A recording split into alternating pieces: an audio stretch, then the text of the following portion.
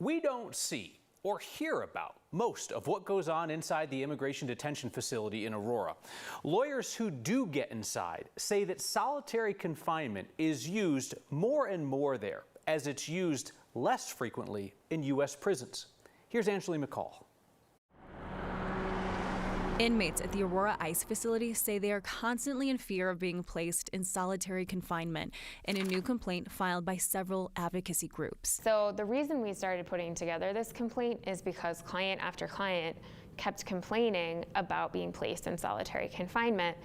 And we started scratching our heads and saying, is this happening more often than we realize? Laura Lund works with the Rocky Mountain Immigrant Advocacy Network, one of the organizations behind the report that says the facility has a practice of overusing and misusing solitary confinement as a tool to control behavior. Lund says she believes it's higher than before or during the pandemic. And then they realized it was a way to control flow of people and conduct and behavior.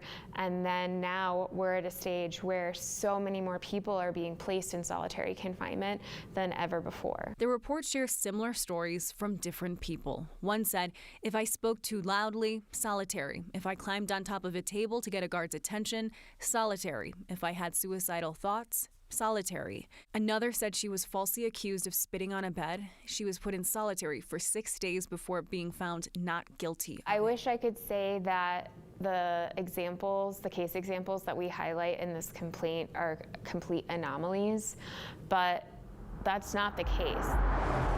In a statement, ICE says it's committed to ensuring that all those in its custody reside in safe, secure, and humane environments under appropriate conditions of confinement, something Lund says she hasn't seen for herself. When you're in the business of detaining people, you have to make sure that they're safe. That is your obligation as their custodian. And so, certainly I know that that is the goal, but ultimately ICE is not very good at it.